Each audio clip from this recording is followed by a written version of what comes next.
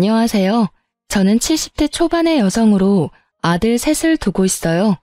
아들 셋을 모두 출가시켰으니 며느리도 셋이죠. 저는 젊은 시절 남편을 잃고 혼자 힘으로 아들 셋을 키웠어요. 처음에는 먹고 사는 일에 바빴죠. 먹을 거 안 먹고 입을 거 안 입고 그렇게 해서 종잣돈 모인 걸로 여기저기 투자를 좀 했죠. 제가 물건을 잘 판단해서 그런지 운이 좋았는지 투자하는 데마다 일이 잘 풀렸어요. 그러다 보니 지금은 꽤 많은 부동산과 현금을 가지고 있죠.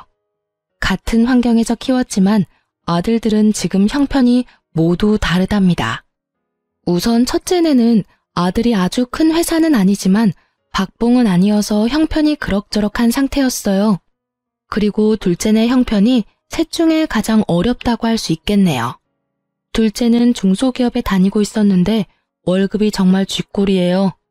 그나마 불행인지 다행인지 아이가 없어서 두 내외가 빠듯하게 먹고 사는 형편이었어요. 셋째네, 우리 아들 셋 중에서 가장 부유하게 사는 아들이에요. 아들 며느리가 같이 큰 고깃집을 하는데 꽤 큰 돈을 만지는 것 같더군요. 사람마다 성격이 다른 것은 당연하겠지만 우리 며느리들 정말 다 개성이 뚜렷한 아이들이었어요. 우선 맏며느리는 제가 보기엔 정말 맏며느리다웠답니다. 가장 경우에 밝았고 아래 동서들을 나름대로 컨트롤하려고 노력했죠. 둘째 며느리는 뭐랄까 참 착한 아이예요. 무슨 일에든 불만을 표현하거나 자기를 내세우지 않는 아이였죠. 그리고 셋째 며느리, 욕심이 있어야 돈도 많이 버나 봐요. 아주 욕심이 많은 아이랍니다. 참, 우리 집안에 대해서 먼저 말씀드리자면 대대로 왜 이렇게 아들만 많은지 알다가도 모를 일이었어요. 저도 아들만 셋을 두었고 죽은 남편도 5 형제 중 둘째였거든요. 다른 친척들네 집도 마찬가지였어요. 이렇게 남자만 가득한 집안인지라 손주를 볼 시기만 되면 다들 딸이기를 바랬죠. 남들은 아들을 낳지 못해 야단이라는데 우리 집안에서는 딸 하나가 아쉬웠답니다. 우리 큰며느리도 아들만 둘을 두었죠.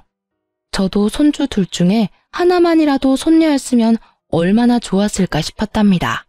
사정이 이렇다 보니 며느리들이 참 딸 같고 예쁘기도 해서 저는 며느리들에게 그렇게 엄격한 시어머니는 아니었어요. 그저 모든 것을 며느리들이 알아서 하게 두었고 슬쩍슬쩍 하는 짓들을 보고 있는 정도였죠. 며느리들은 모두 혼자 사는 저에게 마음을 많이 써주더라고요. 그런데 그 중에서도 유난히 신경 써주는 아이는 바로 셋째였어요. 셋째는 집에 제사나 명절 등 행사가 있을 때 와서는 다른 두 며느리처럼 열심히 일에 매달리는 것이 아니라 저한테 매달리다시피 하면서 입안에 혀처럼 구는 것이었죠. 어머니, 이거 옆에 두고 하루에 한 알씩 꼭 드세요. 이거 친정에서 보내주신 건데요. 어머니 연세 되시는 분들한테 아주 좋은 거래요. 여기서는 못 구하고 미국에서나 구할 수 있는 좋은 영양제예요. 셋째 며느리의 친정은 미국 일찍이 이민을 가서 장사를 시작했고 지금은 부유하게 사는 편이었죠. 그렇게 달라붙는 아이를 단호하게 내치기도 못하니 좋은 말로 타일렀죠. 아니다. 지금 네 동서들은 지금 나가서 일하느라고 정신이 없지 않니? 너도 나가서 동서들 좀 도와라. 조상들에게 차례를 지내는 것은 후손들의 정성이 깃들어야 하는 거야. 너도 분명히 우리 식구니 나가서 정성을 좀 보태거라. 그런데 셋째 며느리는 일손을 보태는 대신 행사가 있을 때마다 두툼한 돈봉투를 가지고 왔어요. 사돈댁에서도 부담스러울 정도로 저를 위한 선물을 많이 보내왔답니다. 며느리들의 성격이 저마다 다른 것처럼 아들들의 성격도 참 많이 달랐어요. 그 중에서 가장 부부싸움을 많이 하는 집은 첫째네였어요. 장남이 그럭저럭 회사에 다니고 있었지만 아들 둘을 키우기에는 역부족이었어요. 생활비와 아이들 교육비에 돈이 부족했는지 서로 싸우기도 엄청 싸우더라고요. 돈이라도 넉넉했으면 부부 사이가 더 좋았을까 싶지만 어쩔 수 없이 큰며느리가 아름아름 부업을 찾아 하기도 하더라고요. 그러면서도 이 아이들은 저에게 경제적으로 기대거나 도움을 바라지는 않았어요. 마음에도 없는 효도를 하면서 제 재산을 미리 나눠달라는 얘기도 일절하지 않았답니다. 딱한 사정을 알게 되고는 제가 몇 번이나 도와주려고 했는데 첫째라 책임감이 남다른 우리 장남이 지금은 괜찮다며 나중에 더 힘들 때 도와달라며 좋게 거절하더라고요. 첫째 애들은 많이 다투는 소리가 들리지만 반대로 둘째네는 아직 아이가 없어서 그런지 부부싸움도 한 번 안 하고 둘이 알콩달콩한 결혼 생활을 즐기더라고요. 둘째 며느리는 성격도 착하고 저에게도 참 살갑게 다가와줬죠. 자식이 없으니 둘이 벌어서 생활하기에는 부족함이 없는 형편이었죠. 그런데 문제는 막내 며느리였죠. 아주 욕심쟁이 샘쟁이였어요. 뭐든지 많이 갖고 싶어 했고 남에게 지는 것은 싫어하는 성격이었어요. 가족 행사가 있을 때마다 얌체같이 쏙 빠지면서 돈으로 퉁치려는 셋째를 보고 쟤를 어쩜 좋을까 한숨만 나오더라고요. 동서, 아버님 제삿날에 또 늦게 온다는 거야? 도대체 뭘 믿고 이렇게 집안 행사 때마다 뒤로 빠지는지 모르겠네. 혼자 빠지려고 머리 쓰지 말고 시간 맞춰 어머님 댁으로 와. 알겠지? 아유, 형님. 사업에 할 일이 얼마나 많은데요. 알바생을 쓰고 있는데도 가게가 어쩜 바쁜지 손이 모자라요. 형님 죄송하지만요. 제가 제사에 들어가는 비용은 다 댈게요. 그러니까 저 좀 빼주세요. 네? 그럼 다음에 또 연락드릴게요, 형님. 큰며느리가 며칠 앞으로 다가온 남편의 제사 문제를 의논하러 집에 왔다가 막내 며느리와 하는 통화 소리를 엿듣게 되었죠. 나이도 많은 형님인데 어린 막내가 어쩜 저리 약을 올리는지 참다 못한 큰며느리가 제게 말하더라고요. 어머니, 막내 동서 정말 이제는 못 봐주겠어요. 어머니께서 따끔하게 야단 좀 치셔야 될 것 같아요. 아유, 그래, 알았다. 내가 짬을 봐서 잘 얘기해보마. 남편의 제삿날에도 돈으로 퉁치고 와서 절만하고 가려는 셋째 며느리가 저도 솔직히 미웠어요. 그래서 제가 직접 막내 며느리에게 전화를 걸었지만 다급한 목소리로 너무 바빠서 전화통화가 힘들다며 얼른 끊더군요. 형님, 여기 있던 김치통들 못 보셨어요? 분명히 여기 놔뒀는데 감쪽같이 없어졌어요. 아니, 김치통에 발이 달린 것도 아니고 이게 도대체 어떻게 된 거야? 그러고 나서 둘째 며느리가 근처에서 돈봉투 하나를 발견했다죠. 짧은 쪽지와 함께 놓여있는 돈봉투였어요. 꽤 많은 액수의 돈이 들어있었고 이 돈으로 사람을 사서 김장을 다시 하라는 셋째 며느리의 또 다른 얌체짓이었죠. 작년에도 똑같은 일이 있었죠. 막내 며느리가 우리 집 김장김치가 식당에서도 인기가 많아서 김치 맛에 손님을 끄는 것도 있다며 홀라당 전부 가져가 버린 것이었죠. 작년에 이어 이런 일이 또 벌어지자 며느리들도 저도 화가 많이 났어요. 드디어 큰며느리가 당장 시댁에 안 오면 가게로 찾아가서 큰 소리 낼지도 모른다고 말하며 막내를 집으로 불러들이는 데 성공했어요.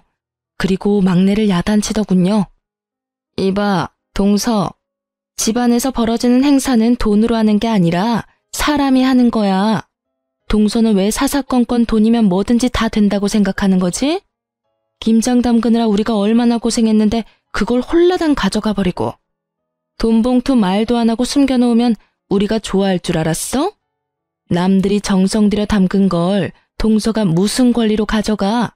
입이 있으면 말이라도 해봐. 막내면 더 사근사근 애살 있게 도와줘도 모자랄 판에 형님들이 고생하고 있는 거 뻔히 보이면서 입 꾹 닫고 모른 척 한다는 게 말이 돼? 아유, 형님. 화난 이유는 알겠는데 사람 사서 김장해봤는데 여기 이 집에서 담근 맛이 안 나잖아요. 식당에 김치 때문에 오는 손님들도 많거든요. 그러니까 제 사정 좀 봐주세요. 네? 옆에서 듣던 저도 기가 다 막히더라고요. 정말 그냥 넘어가기가 힘들었어요. 예, 셋째야. 김장 같이 담그는 거 한 해 두 해 된 일도 아니고 그 김치 맛을 원하면 네가 직접 와서 배울 생각을 해야지. 우리가 식구들은 많지만 다 모일 시간이 그렇게 많지 않잖니. 다 같이 모여서 사는 얘기도 하고 천천히 김치도 담그자는 얘기다.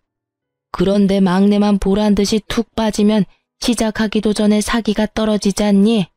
네 형님 말 잘 새겨 듣고 다음부턴 김장도 직접 와서 배우고 가거라. 알겠니? 셋째는 이런 제 말에도 비용은 얼마든지 넉넉하게 될 테니 식당에서 쓸 김치까지 우리더러 담가달라는 것이었죠. 그러고는 한다는 이야기가 사람을 움직이는 것은 결국 돈이라나요?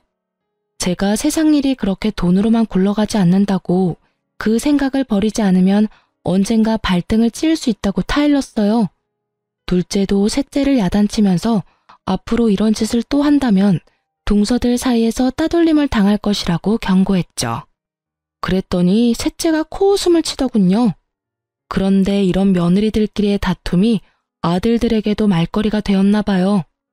우리 집 사람하고 근재수 씨는 제사다 차례다 해서 그때마다 며칠씩 고생을 하는데 왜 막내 재수 씨는 그때마다 안 보이니?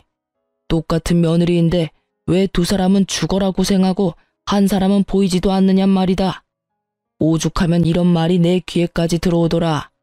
돈 봉투 놓고 사라지거나 엄마 옆에나 딱 붙어서 아부하는 거 이제 하지 말라고. 네가 재수 씨한테 잘 말해. 그러게 말이다. 너희 지난번 설에도 집에 돈만 보내고 둘이 스키장 간 거 내가 다 안다. 우리가 비록 너처럼 많이 벌지는 못해도 집안 행사 때 쓸 돈은 낼 수 있어. 그 돈 없어서 집안 행사 못 치르지 않는다. 돈만 보내는 게 얼마나 예의 없는 짓인데 재수 씨 때문에 우리 기분이 어떻겠냐? 우리도 빠지고 싶고 놀고 싶지만 집안 행사니까 참고 하는 거야. 막내야, 어린 건 알겠지만 너도 한 집안의 가장이니까 네가 먼저 솔선수범하고 책임감 있게 행동해야 돼. 그래야 재수 씨도 보고 배우지. 아니, 제 와이프가 뭘 그리 잘못했다고 다들 왕따를 시켜요? 그렇게 그런 게 억울하면 형들도 돈 버세요. 돈 벌어서 힘들지 않게 살면 되는 거죠.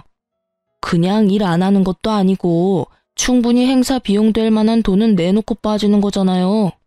저희도 억울한 부분이 분명 있다고요. 각자의 사정이 있는 거잖아요. 고깃집으로 장사 잘 되는 게 얼마나 힘든 건지 아세요, 다들? 하루라도 장사 안 하면 주변 상권에 밀리기 일쑤라고요. 물 들어올 때 노져야 되는데 지금이 물 들어올 때라 절대 빠질 수 없어요. 저흰 형님들과는 다르게 하루하루가 바쁘다고요. 위에 아들 둘도 셋째 아들의 이런 말에 어이가 없는 모양이더군요.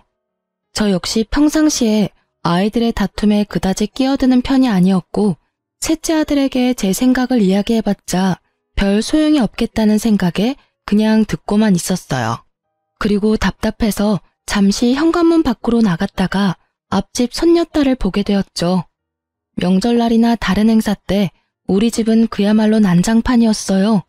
어릴 땐 뛰어다니느라 아랫집에서 시끄럽다고 찾아온 적도 여러 번이었고 이젠 머리가 좀 컸다고 다들 의견 하나 굽히지 못하고 싸우는 모습을 보니 가슴이 답답하더라고요. 이런 형편에 얌전하고 고분고분 인사하는 앞집 손녀딸을 보니 진심으로 앞집이 부럽더군요. 제가 다시 집 안으로 들어와서 아들 셋의 약간 싸늘해진 분위기를 돌릴 겸 해서 지나가는 말로 한마디 했죠. 아이고, 그나저나 앞집 손녀딸을 보니 인형 같더라. 우리 집엔 어떻게 이렇게 시커먼 사내들만 있는지 모르겠다. 손녀딸 하나만 볼 수 있다면 더 이상 바랄 게 없을 텐데. 아휴. 갑자기 조용해지더라고요. 제가 가볍게 내뱉은 말이었지만 아들들에겐 가벼운 말이 아니었나 봐요. 며느리들이 모두 젊기에 아직 얼마든지 더 손주를 볼 수 있는 상황이었거든요. 제 가벼운 말을 가지고 아들 셋이 각자 안 사람들에게 무슨 소리를 했는지 돈 버는 재미에 아이 낳는 것도 미루고 있던 셋째가 드디어 아이를 가지려고 노력한다는 소식이 들렸어요. 일단 반가웠어요. 둘 다 젊으니 피임을 그만두고 나서 바로 아이가 생겼다더군요. 그런데 이상하게도 아들 둘을 낳고 한동안 아이가 없었던 첫째네까지 생뚱맞게 아이를 가졌다는 이야기가 들렸어요. 갑자기 손주복이 터지는구나 싶었지만 둘 다 아들일 것 같아서 마음이 불안하긴 했답니다. 그리고 이 와중에 혼자만 아이를 갖지 못한 둘째네가 마음에 걸렸죠. 둘째야, 아직 젊으니까 마음 조급하게 먹지 말아라. 갑자기 웬 손주들이 한꺼번에 둘이 생기려는지 모르겠구나. 네가 신경이 쓰일 것 같아 하는 말이야.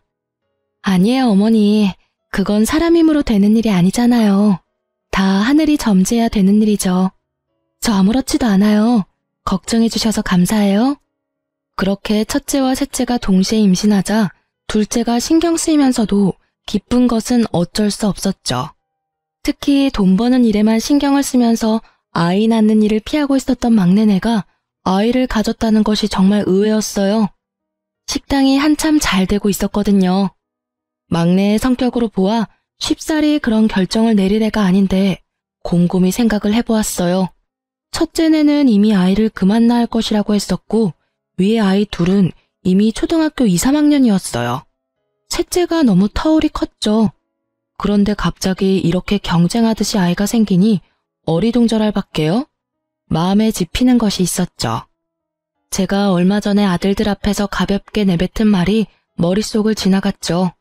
특히 돈 버는 일에 재미를 붙여서 집안 행사 때도 절만하고 사라지는 셋째가 갑자기 바깥 일을 줄이면서 아이를 가진 이유가 짐작이 되었어요.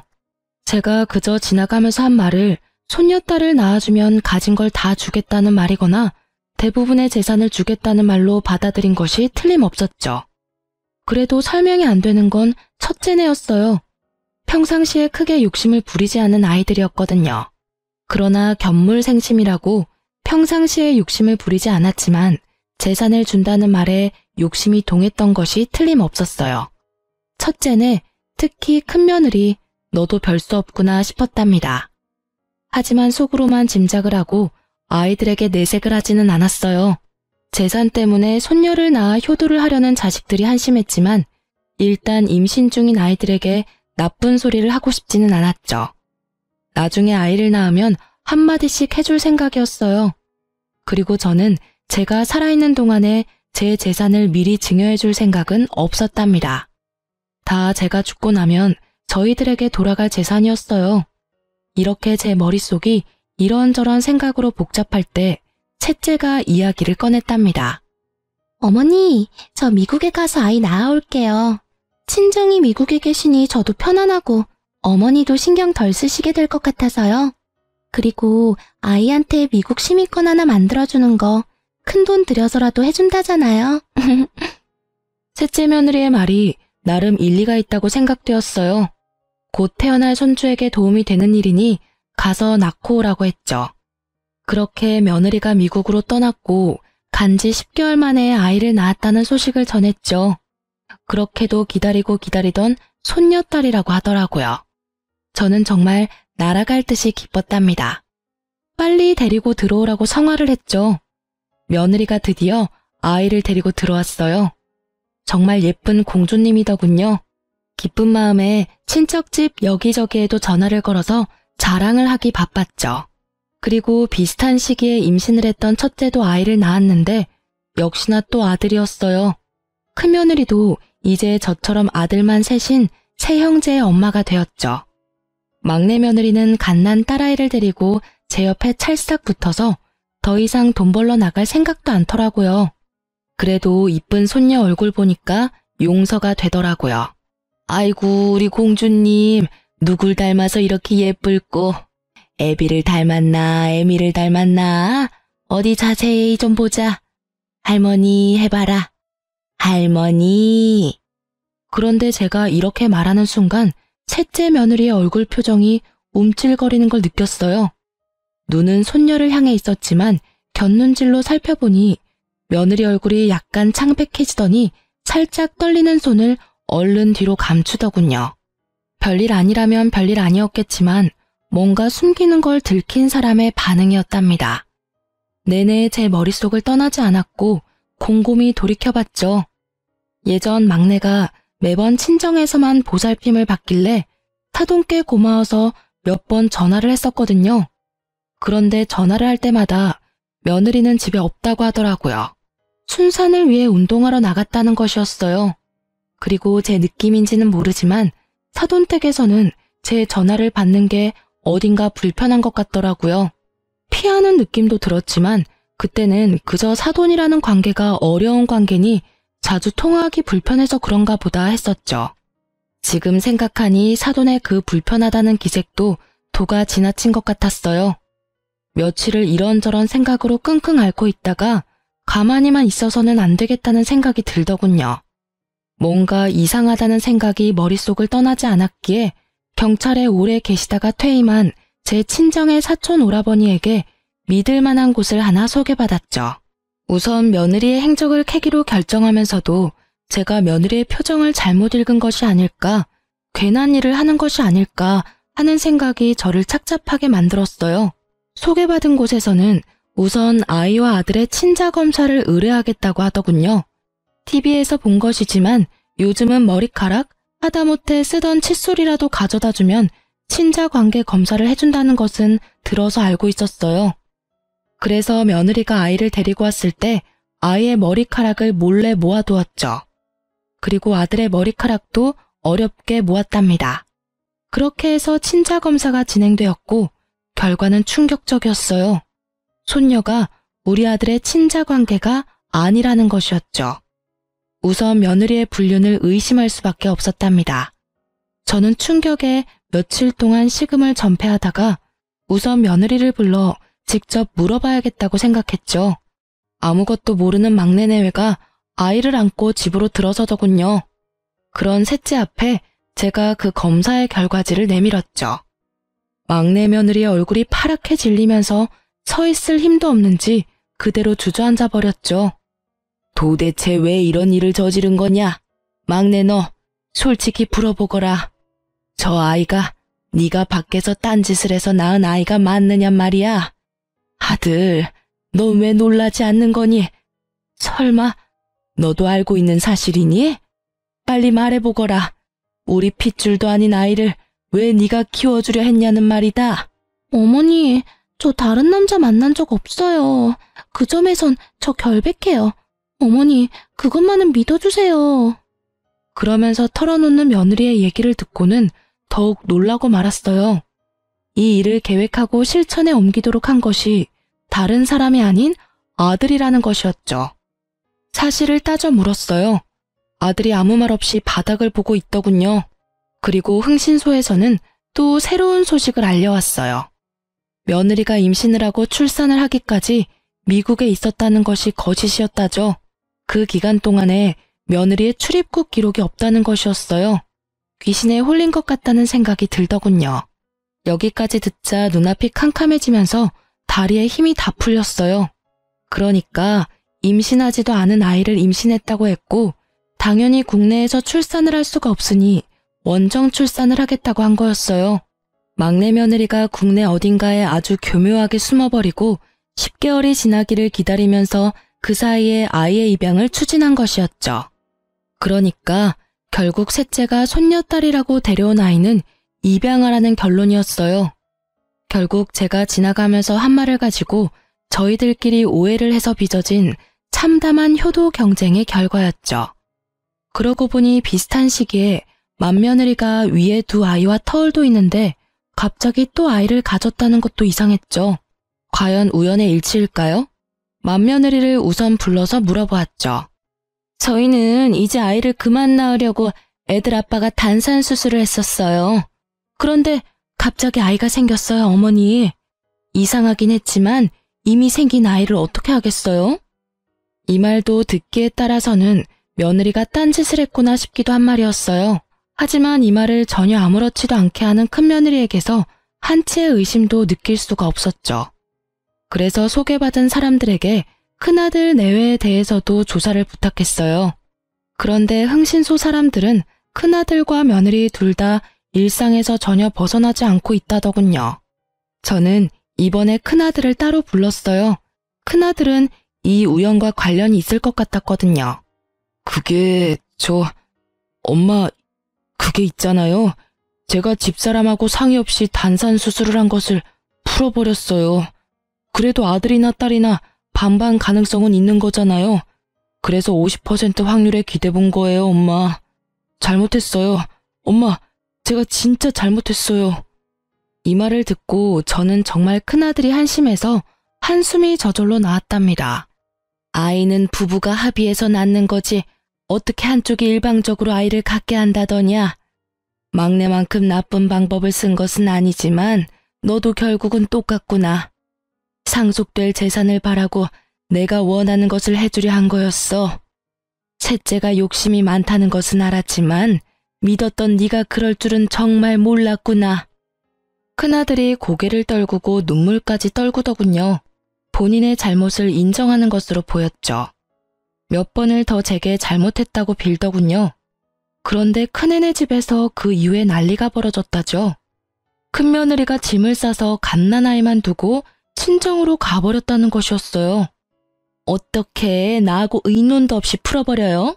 자식 하나 키우는 게 화분 하나 들여놓는 것 같이 생각되는 모양인데 어디 당신 혼자 아이들 한번 키워봐요. 나는 이제 모르겠으니까. 지금 처지가 그냥 그렇고 그래서 답답한 마음에 그랬어. 엄마한테도 말했지만 아들, 딸 확률은 반반이잖아. 그래서 그 확률에 좀 기대 본 거였다고. 제발 이러지 말고 집으로 가자. 응? 확률? 아이가 무슨 로또인 줄 알아요? 지금 우리 처지로 있는 아이 둘도 키우기 빠듯한 거 알잖아요. 가뜩이나 이제부터 돈이 많이 들어갈 시기인데 아이가 하나 더 생겼으니 당신이 알아서 해요. 아무튼 당신이 벌인 일이니까 알아서 책임지겠죠. 딸 키우는 것보다는 아들이 돈은 덜 들잖아. 그리고 낳아놓으면 어떻게든 자라기 마련이라고. 이 말 같지 않은 말에 드디어 베개가 날아들었다지요. 도저히 말도 못 알아듣고 사태의 본질을 알지 못하는 아들에게 며느리가 단단히 화가 난 것이었죠. 아들이 몇 번을 더 가서 싹싹 빌었고 결국 일주일 뒤에 며느리를 데리고 오는데 성공했어요. 아들 복이 터진 집안에 하나 더 생겼다고 크게 다를 것도 없어요.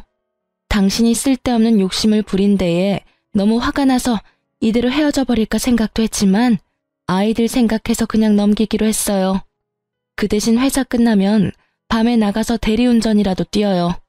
둘도 힘든데 셋을 키우려면 지금 이대로는 절대 안 돼요. 당신이 저지른 일이니 그렇게 해서라도 책임을 져요. 큰아들이 그렇게 하겠다고 넙죽 엎드렸다는 것이었어요. 큰며느리가 오해를 불러일으킬 만한 제 말에 아들이 견물생심의 욕심을 부렸다는 것을 이해했던 모양이더라고요. 이렇게 손주들을 둘러싸고 집안이 온통 북적북적할 때 이 일에 대하여 참견하지 못하고 조용히 있는 사람들이 있었어요. 바로 둘째 아들 내외였죠. 그런데 이 손주 파동이 시작될 무렵에 둘째네가 저한테 와서 한 이야기가 있었어요. 그때 둘째 아들과 며느리가 하는 말에 저는 한 번 더 놀랐고 가엾어서 눈물을 흘렸답니다. 어머니, 제가 아이를 못 갖는데요. 이 사람한테는 문제가 없고요. 그래서 저희가 입양을 하려고 해요. 집안에 하도 아들만 많으니 예쁜 딸을 입양하려고요. 그런 둘째 며느리의 손을 잡고 그저 아무 말도 할 수 없었죠. 제가 손을 가만히 잡아주자 둘째 며느리가 눈물을 보이더군요. 아들이 그런 며느리를 달랬고요. 저는 입양을 하겠다는 둘째네의 입장에 전적으로 찬성했어요. 사태의 내막을 알게 된 저는 막내 아들과 며느리에 대해서 화가 날 대로 났어요. 낳지도 않은 아이를 낳았다고 저를 속이고 사돈집까지 그 일에 모두 가담했다는 데에는 정말 참을 수가 없었죠. 저는 아이들 6을 모두 불러 모았어요. 우선 셋째, 내 말을 잘 들어라. 입양한 아이도 분명히 네 아이다. 입양을 갈 처지가 되었다면 그것은 이미 부모로부터 한번 버림받은 거야. 그 아이를 너희가 데려오지 않았다면 어쩌면 더 좋은 곳으로 가게 됐을지도 모른다. 그 책임은 분명히 너희들이 져라. 그 애를 잘 키우도록 해. 셋째네가 그런데 대답이 없더군요. 제가 재차 아이한테 미안한 것을 알고 잘 키우라고 말해도 대답이 없는 것이었어요. 이렇게 해서 셋째네가 가짜 손녀를 만들어 가지고 왔다는 것이 마지네와 둘째네에게까지 알려지게 되었죠. 하지만 막내 아들은 여전히 뉘우칠 줄 모르고 말하더군요. 형들도 솔직히 말해보세요. 엄마가 가진 재산 다 준다고 했잖아요. 그 말에 혹하지 않을 사람이 누가 있어요? 엄마 재산이 한두 푼도 아니고 말이에요. 형들이 정말 나 같은 생각을 전혀 안 했다고 할 수 있어요? 큰아들이 부끄러운지 먼저 고개를 숙이더군요. 그렇지만 동생에게 할 말은 하더라고요. 엄마 말씀을 요즘 와서 곰곰이 생각해보니 엄마가 손녀를 보게 해주면 모든 재산을 다 준다는 말씀이 아니었어. 나 역시도 그렇게 착각을 했었다. 그런데 내가 그 생각이 잘못됐다는 걸 어떻게 알았는 줄 아니? 우리 엄마라는 분을 알기 때문이야. 결코 재산을 내걸고 효도를 부추기는 분이 아니라는 말이다. 거기까지 생각이 되니까 내가 정말 미련했구나 싶었다. 그런데 아무리 엄마 마음을 헤아리지 못한다 해도 어떻게 낳지도 않은 아이를 낳았다고 해서 데리고 올 생각을 해. 둘째 아들도 셋째 아들에게 한마디 했죠. 너하고 재주씨가 이런 일까지 벌일 줄은 정말 몰랐다. 너희들은 아이를 가지고 싶으면 피임만 끊으면 되는 사람들이잖아. 우리는 손녀가 아니라 아들만 줄줄이 낳는다고 해도 우리 피를 이은 아이를 가질 수가 없어. 처가에서 나한테 미안해 하셨지만 그건 이 사람이나 처가 잘못이 아니잖아. 그래서 정당하게 입양을 결정했던 거야. 너희들이 정말 자식이 갖고 싶어도 못 갖는 그 심정을 알기나 하냐? 둘째 며느리와 큰아들 내외의 눈시울이 붉어지더군요. 큰며느리는 갓난아들을 안고 있었고 셋째는 어디다 아이를 맡기고 왔는지 아이는 데리고 오지 않았더라고요. 이 순간에 갑자기 제 가슴이 덜컥 내려앉은 것은 왜일까요? 다들 킨 마당에 혹시라도 파양이라도 하지 않을까 덜컥 걱정이 되었죠. 애미가 이미 말했지 않느냐? 그 아이에 대한 책임이 있다고 말이다. 다시 말하마. 그 아이는 틀림없는 너희 아이고 내 손녀딸이야. 도대체 그 아이가 무슨 죄를 지어서 돌도 되기 전에 2번이나 버림을 받는단 말이냐? 이어서 둘째 며느리도 걱정이 되는 말투로 셋째에게 말하는 것이었죠. 평상시에 입을 잘 열지 않지만 입만 열었다 하면 전곡을 찌르는 둘째였어요. 동서, 만일 이 일이 들키지 않고 동서가 착각한 대로 어머니가 한 재산 떼어주셨다면 동서 그 아이 계속 키웠을 거 아니야. 적어도 어머니가 살아계실 때까지는 그 아이를 키웠겠지.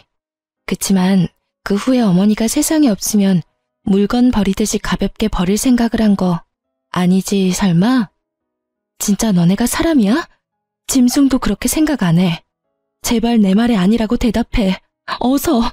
셋째네가 굳이 부정을 하지 않았고 제 가슴에 아주 바위덩이가 올라앉아 버렸죠. 아이를 낳았다고 데려온 지 몇 달, 벌써 돌이 다 되어가고 있는 아이였어요. 아이는 이미 제 마음속에서 의심할 바 없이 제 손녀딸이었답니다. 저는 단호하게 셋째네에게 말했죠. 만일 너희가 저 아이를 파양한다는 나쁜 생각을 한다면 너희는 내 아이들이 아니다. 너넨 이제 다 큰 성인이란 말이다. 자기가 한 일에 대해서는 당연히 책임을 져야 하는 거야. 혹시라도 그 아이를 버리면 내 눈에 흙이 들어가기 전까지 둘 다 내 앞에 나타날 생각은 하지 말아라. 제 품에 안겨 방긋방긋 웃고 있는 손녀딸이 생각나면서 제 눈에도 눈물이 고였죠. 그 아이를 제 품에서 떼어놓다니요. 도저히 못할 일이었어요. 셋째네는 결국은 제가 원하는 답을 주지 않은 채 자리를 떴어요. 그렇게 그날의 가족 모임이 파했고 그렇게 셋째네에게서 본 손녀에 대한 생각으로 마음고생이 심하던 중 둘째네가 예쁜 딸을 입양해 데리고 왔더군요. 까맣고 맑은 눈이 반짝이는 정말 예쁜 손녀딸이었죠. 아이고 예쁘기도 해라. 아가, 얘가 너를 많이 닮은 것 같구나. 눈매하며 인매가 너를 닮았어. 둘째 며느리가 엷은 미소를 짓더군요. 하지만 마냥 기뻐할 수만은 없었어요. 그렇게 둘째네 손녀에 대해서 정을 들이고 있을 무렵 결국은 셋째네가 손녀를 파양할 것이라는 말이 다른 두 며느리를 통해서 제게 들려왔어요. 두 며느리가 설득도 해보고 야단도 쳐보았지만 셋째네가 말을 듣지 않았다죠. 마음에도 없던 아이, 그저 한 재산 차지해보겠다고 입양한 아이였죠. 그러니 쉽게 파양을 결정할 수 있었겠죠. 우선 아이가 가엾어 눈물이 났고 정이 든 손녀딸을 그렇게 보낼 수는 없었답니다. 그런데 어느 날 둘째 며느리가 저를 찾아와서 의외의 말을 하는 것이었죠. 어머니, 지금 많이 힘드시죠? 걱정 마세요. 어머니, 저희가 해결할 수 있을 것 같아요. 그게 무슨 소리냐? 내 말도 안 듣는 셋째네를 너희가 어떻게 해결을 하겠다는 거냐? 둘째 며느리의 트레이드마크인 엷은 미소가 또 얼굴에 번지더군요. 그리고 며칠 후에 저에게 다시 찾아와서 막내 동서와 이야기가 잘 됐다며 상황을 설명하더라고요. 어머니, 그 아이 저희가 입양할게요. 어느 집이나 거의 아이 둘씩은 키우잖아요. 저희가 형편이 빠듯하긴 하지만 애아빠가 투잡을 뛰어서라도 아이 둘은 키워내겠다고 했어요. 이미 우리 집안 딸인데 어디 딴 데로 보낼 수는 없잖아요. 그리고 우리 아이도 외롭게 혼자 자라는 것보다는 같이 자라는 게 더 좋을 것 같아요. 동서가 쉽게 동의했어요, 어머니. 이 이야기를 듣고 저는 저도 모르게 둘째의 손을 따뜻하게 잡았어요. 밥이 입에 넘어가지 않았던 저는 정말 둘째의 따뜻한 마음 씀씀이가 기특하기 이를 데 없었답니다. 그러나 저는 둘째가 그 아이를 새로 입양하기보다는 여전히 셋째네가 그 아이를 버리지 않기를 더 바랬어요. 하지만 셋째네는 제 기대를 저버리고 말았죠. 네가 결국 못할 짓을 하는구나. 나는 너같이 비인간적인 아들을 낳은 적이 없어. 어릴 때 비록 어렵게 키우면서도 그렇게 가르친 적도 없고. 그건 자기 자식을 버리는 거하고 똑같은 거야. 그걸 도대체 모르겠다는 거냐? 지금 그 갓난쟁이를 바라보는 셋째 며느리의 눈빛은 어디 남의 집 아이를 잠시 데려와서 돌봐주는 것 같았어요. 혹시나 한 번 더 버려질까봐 급한 마음에 일단 제가 데려와서 돌보았고 곧 둘째네가 아이를 데리러 왔어요. 아이를 받아 조심스럽게 품에 안는데 둘째의 따스한 마음이 느껴졌답니다. 두 손녀딸을 나란히 뉘어놓고 바라보았죠. 하마터면 버려질 뻔했던 셋째네 아이가 다시 우리 집 아이가 된 것이 너무나 다행이었고 둘째네에 대한 고마움에 마음이 울컥하더군요. 너무나 기가 막히게도 아이를 낳을 수 없는 둘째에게 갑자기 아이가 둘씩이나 생긴 거였어요. 그것도 우리 집안에서 눈 씻고 찾아볼 애도 없는 예쁜 딸이 말이에요. 저는 경고한 대로 정말 셋째네를 집안에 들이지 않았어요. 막내가 철없이 저한테 전화를 해서 따지더군요.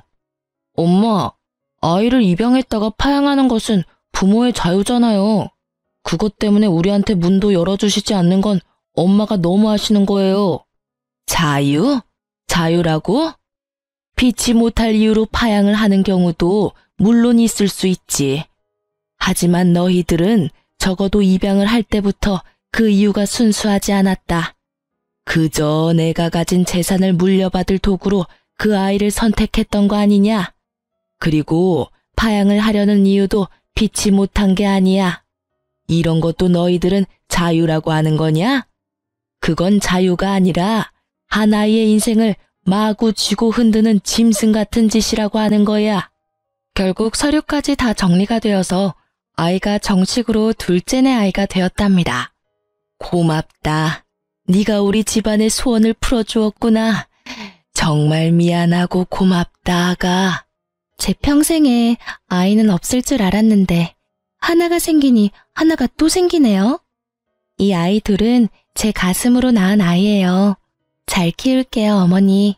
제가 계속 셋째네를 외면하며 안 보려 하니까 셋째 아들이 별 희한한 말을 입에 담더군요. 제가 죽고 나서 두 형에게만 상속이 된다면 소송을 불사할 거라고 말이죠. 저는 이 말에 셋째 아들에 대해서 정말 머리끝까지 화가 치밀었답니다. 세상 일이라는 것이 참 희한하다는 생각이 들더군요. 집안에서 그토록 보고 싶어 하던 손녀딸을 아이를 낳을 수 없는 둘째가 둘이나 안겨준 셈이 되었으니 말이에요. 아이를 낳을 수 없다는 진단을 받았을 때 그 여린 것의 마음이 어땠을지 짐작이 가더군요. 세네에서 늦게 본 아들과 입양한 손녀 둘. 이 아이들이 무럭무럭 자랐어요. 큰아들은 정말 대리운전까지 하면서 셋이나 되어버린 아이들을 키우려 무단히 노력하고 있죠. 그리고 둘째네, 아이 둘을 키울 형편이 아니었어요. 며느리도 직장을 알아보아 취직을 했답니다. 아이 둘은 저와 큰며느리가 돌아가며 봐주었어요. 저는 그런 둘째에게 제가 가지고 있는 현금의 일부를 증여해 주었답니다. 큰아들네에게도 조금씩 도움을 주고 있어요. 둘째네는 자신들의 힘으로 키워보겠다고 했지만 저는 어릴 때 엄마가 같이 있어주는 것이 아이들을 위해서 더 좋을 거라고 판단했어요. 그래서 직장에 나가지 말고 아이들에게만 신경을 쓰라고 굳이 아이들의 양육비로 돈을 주었죠. 그런데 그렇게 잘 나간다던 셋째 아들의 사업이 갑자기 전 세계적으로 유행한 감염성 질병 때문에 된소리를 맞았다는 말이 들리더군요. 우리 셋째네뿐만 아니라 사람들이 모여야 장사가 되는 사업 특성상 자영업자들의 생계가 모두 막막한 지경에 처해버린 거죠. 그것은 미국의 사돈 때까지도 예외가 아니었다고 했어요. 심지어 제가 신경통 때문에 자주 가던 사우나까지 갈 수가 없게 되어버릴 정도였죠. 결국 셋째가 저에게 손을 벌리더군요. 큰 잘못을 저질렀지만 그래도 자식이라고 제 마음이 왜 흔들리지 않았겠어요. 하지만 여러 번 고심한 끝에 저는 셋째의 부탁을 들어주지 않기로 결정했어요. 아직 손녀딸 문제에 대해서 잘못했다는 기색이 없는 아이들이었죠. 그런 아이들에게 자신들의 노력도 없이 뭔가 생기는 것이 그 아이들을 위해서도 좋지 않다는 생각이 들더군요. 막내가 여러 번 도움을 청했지만 저는 식당 문을 닫고 나중에 포장마차부터 다시 시작하는 것까지 각오하라고 했어요. 그렇게 스스로의 힘으로 다시 일으켜보라고 했죠. 세월은 무심하게 흘러서 새로 태어난 새 손주가 무럭무럭 자랐고 어느덧 초등학교에 입학할 나이가 되었어요. 저도 이제는 팔순을 바라보는 노인네가 되었죠. 자식을 포기한다는 일, 참 어려운 일이더군요. 셋째네를 그렇게 내치고 저는 참 많이 울었어요. 여전히 제 재산에 대해서 소송이니 뭐니 하는 말을 입에 담고 있지만 그래도 저는 그 아이들이 우선 잘못을 뉘우치고 사업을 자신들의 힘으로 다시 일으키기를 바라고 있어요. 지금까지 제 아들 일이라 정말 창피하지만 가짜 손녀를 만들어서 원정 출산으로 꾸민 철없는 셋째 아들네 이야기를 들려드렸어요. 그리고 정말 기가 막히게도 이 이야기는 또한 아이를 낳을 수 없는 며느리가 손녀를 둘이나 안겨준 제게는 참 뭉클한 사연이랍니다. 여러분도 오늘 하루 따뜻한 하루 되시길 바랍니다. 긴 글 읽어주셔서 감사합니다.